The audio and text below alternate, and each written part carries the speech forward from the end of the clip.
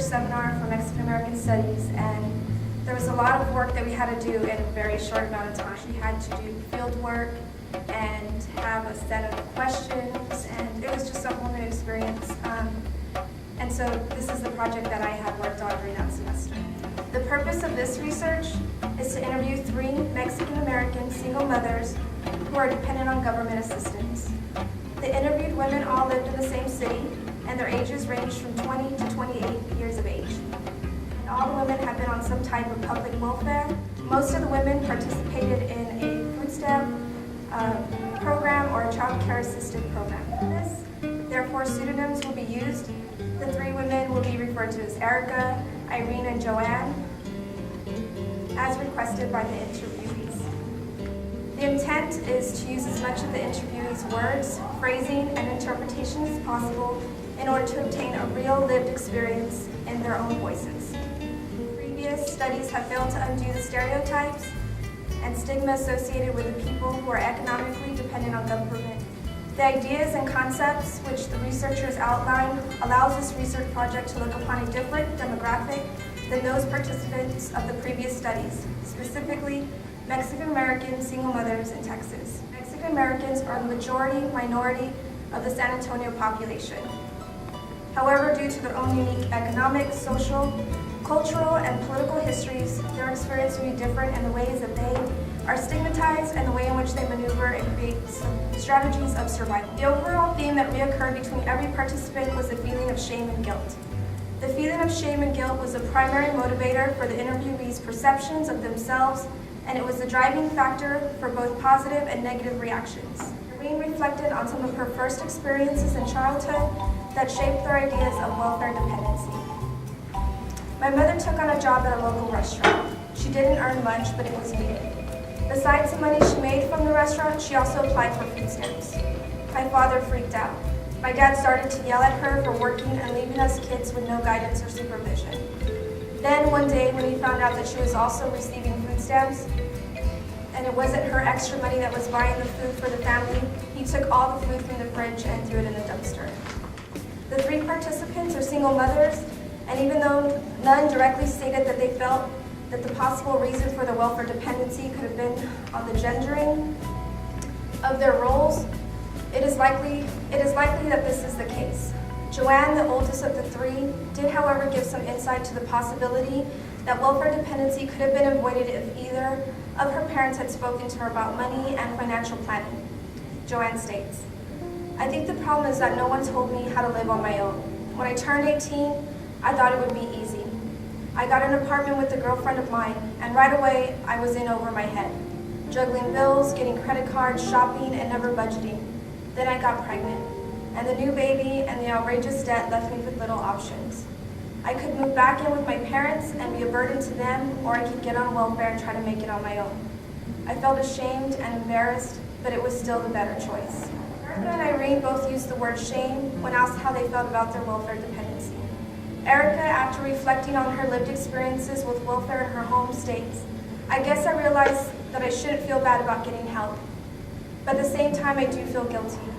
Maybe that's my dad's fault." This internalization of the negative stigma, which leads to a sense of helplessness and shame, is what fuels these women to find various ways to live and cope with the stigma of welfare. In synthesizing the information, 4 major patterns of coping emerged. First, all women did some type of hiding. Second, all women separated themselves from the other welfare-dependent women. Third, all women tended to psychologically brush off negative sentiments. And fourth, all the women used humor to deal with the stigma.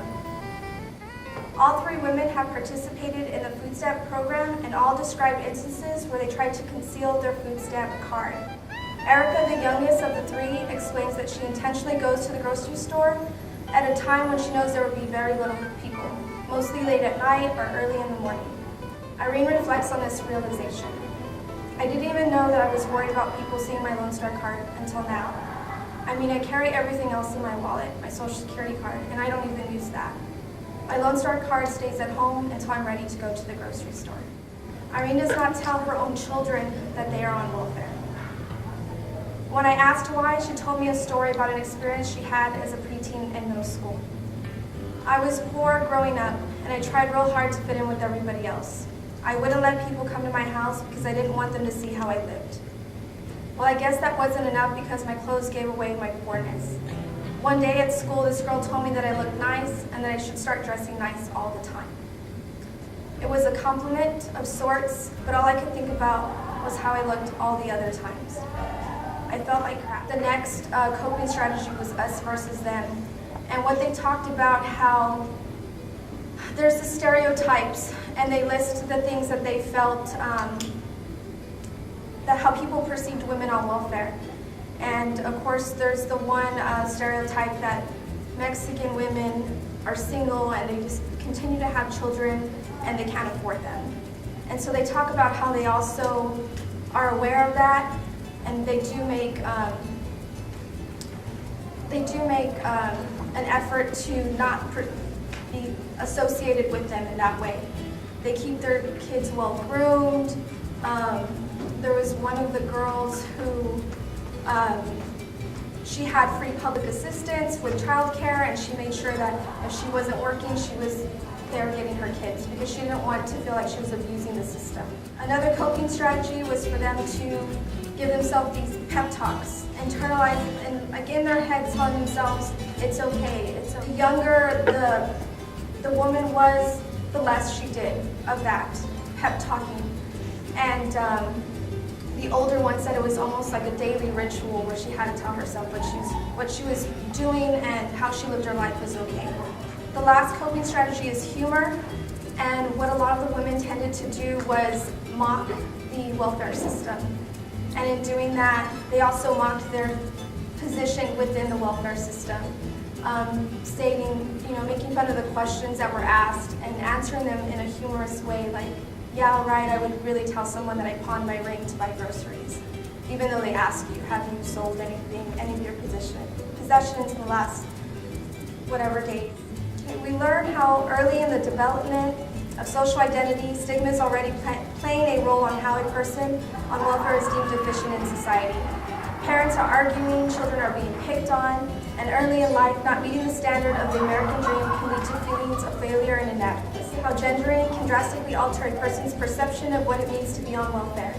Are women only capable of supplementing an income not able to make a substantial income on her own? Are parents neglecting to teach daughters the basic concepts of money management because it is only shared with the men who will presumably be the providers for their future families? We see how class and race play a part in how Mexican American single mothers find it hard to live day to day without maneuvering in some way to conceal a deep feeling of shame and regret. The question of how society views and perceives welfare recipients is called into question.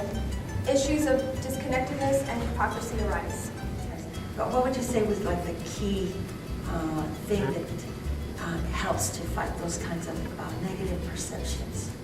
And so I think maybe teaching their children compassion, or helping them understand different reasons why that happens to some families, and that it's not a personal choice, but due to social or economic factors that a lot of these people are in those situations. So maybe brought you to this particular topic?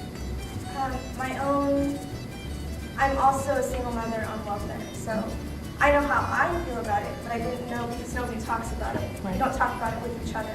Exactly. So I just wanted to see how other women dealt with it and what they felt, how they felt like it, how they dealt with it in their daily lives. Well, you were talking about how the women do their little pep talks.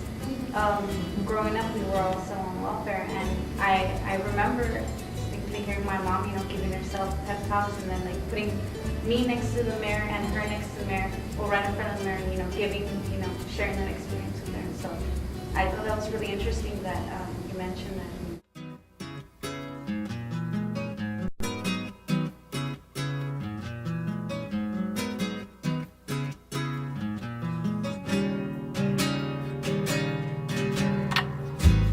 Urban sounds that wake the morning, filling streets with faces scorning.